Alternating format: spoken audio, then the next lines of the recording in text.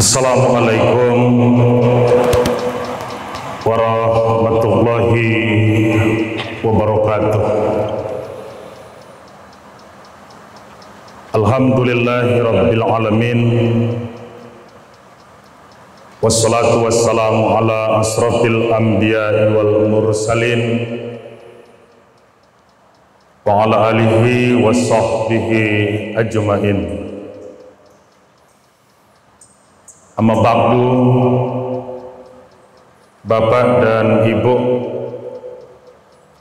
kaum muslimin jemaah salat zuhur yang dirahmati Allah. Ketika Napoleon Bonaparte, the Lion of Europe,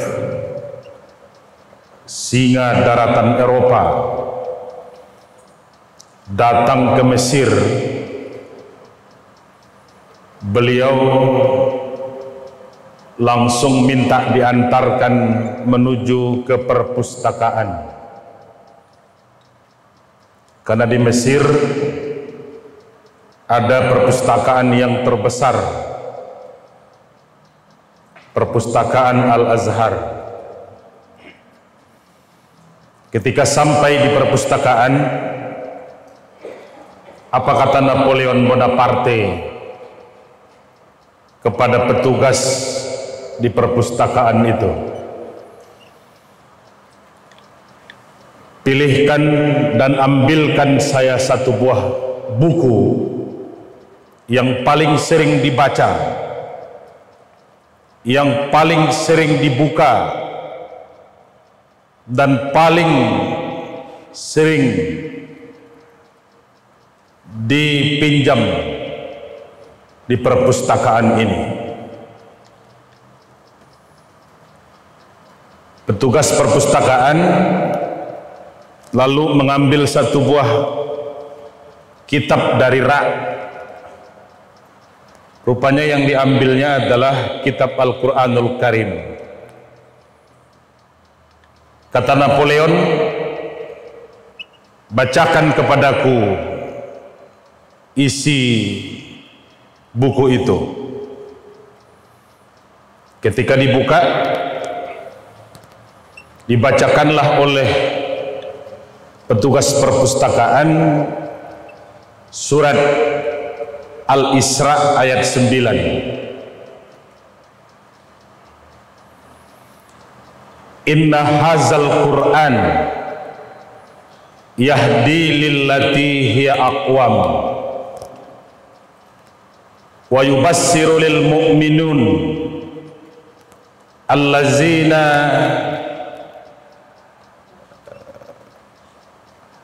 sampai di situ belum tuntas. Apa kata Napoleon? Cukup, jangan bacakan lagi bahasa Arabnya, bacakan saja terjemahnya.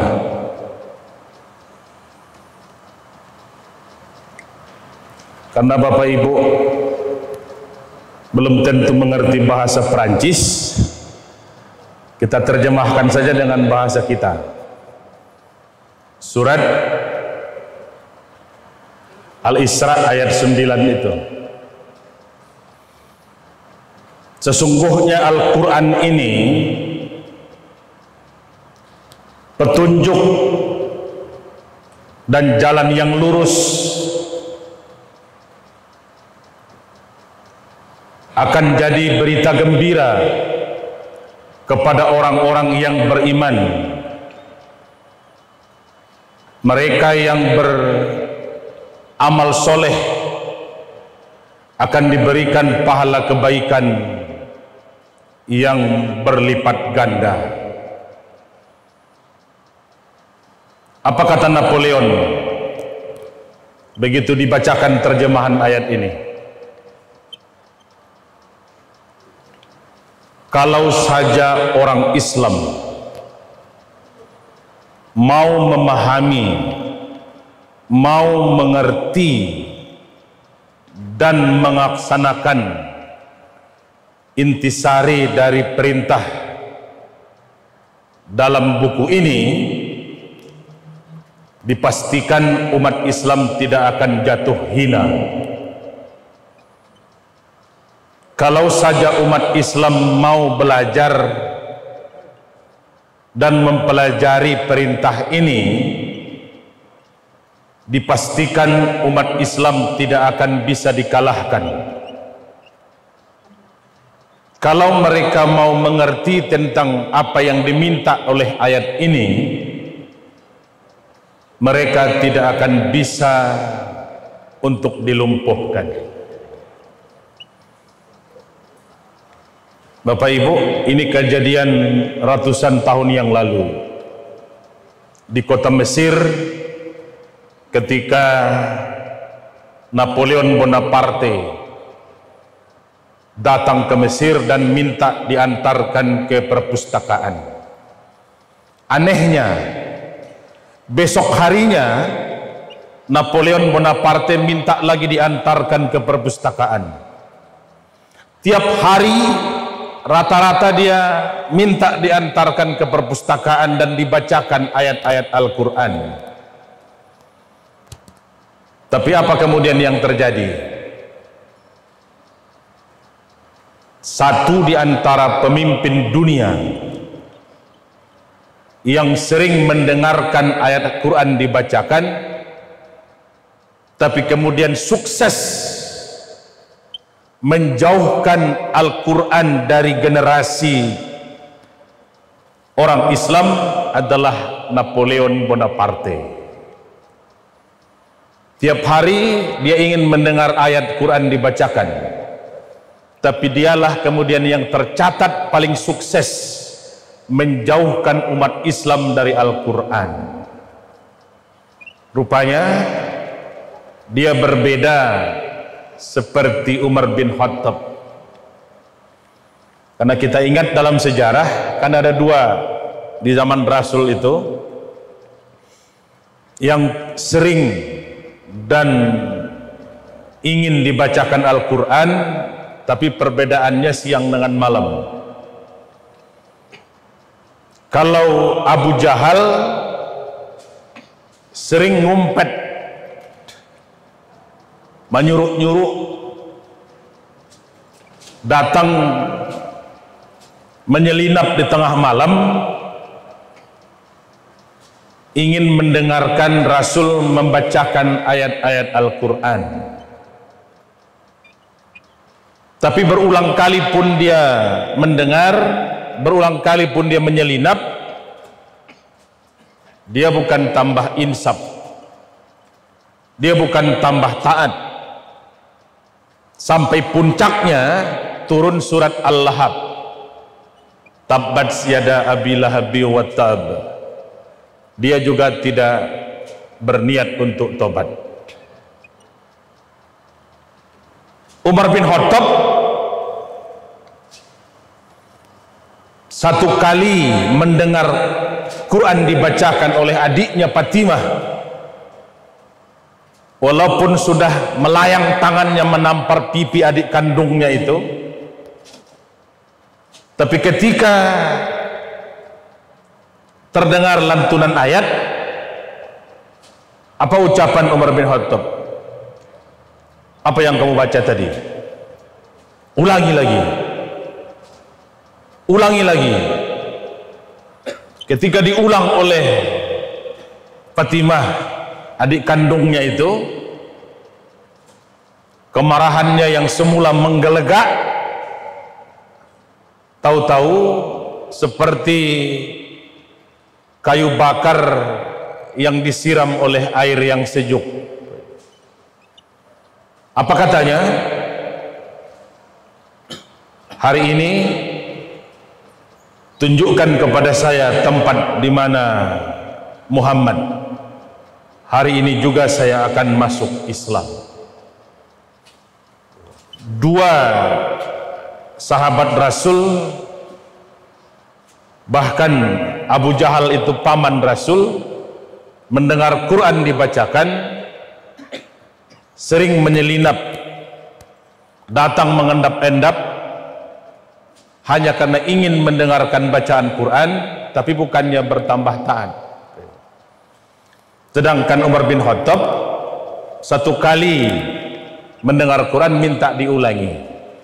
Nah, apa ibu?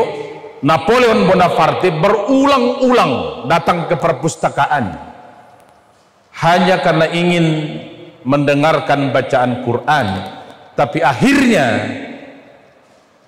dialah raja yang sukses memisahkan umat Islam dari Al-Quranul Karim. Nah, kita di zaman sekarang di momentum hijrah masih di bulan Muharram ini, jangan sampai sudah kita dengarkan Quran hati kita makin keras. Sudah dibacakan Quran hati kita makin membatu. Karena memang ada orang yang khawatir dengan para penghafal Quran. Ada orang yang cemas kalau banyak anak-anak yang hafal Quran lalu datang ke masjid. Ada orang yang takut kalau para penghafal Quran adalah calon besar pemimpin teroris. Padahal Rasul sudah menjamin khairukum man ta'allamal Qur'an wa 'allamahu.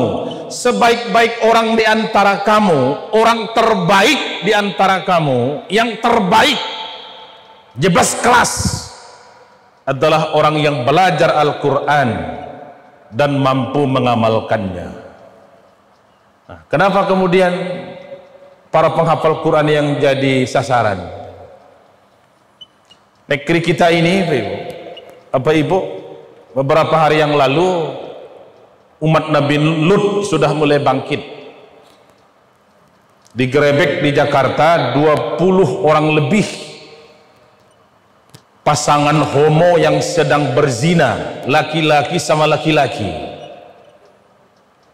Laki-laki sama laki-laki menyewa sebuah apartemen hanya untuk pesta gay.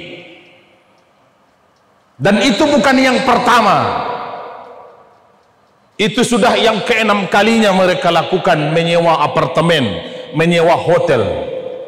Pertanyaannya, ada ndak di antara yang ditangkap yang homo itu yang hafal Quran? Ada ndak di antara yang ditangkap homo itu orang yang sering ke masjid, yang sering berjamaah? Inna hazal Qur'an yahdi lillati hiya aqwam wa yubassiru lil mu'minin allazina. Di situ Napoleon sudah hendak ingin melanjutkan ayat itu. Mereka orang-orang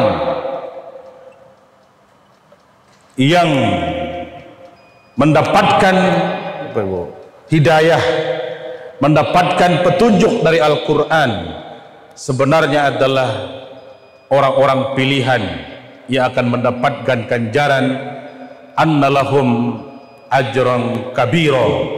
Mereka akan memperoleh kebaikan yang sangat besar, kebaikan yang sangat berlipat ganda. Mudah-mudahan kita termasuk orang yang mampu membaca Quran, mampu memahami maknanya, dan mampu mengamalkan perintah dalam Al-Quran. Banyak maaf. Assalamualaikum warahmatullahi wabarakatuh.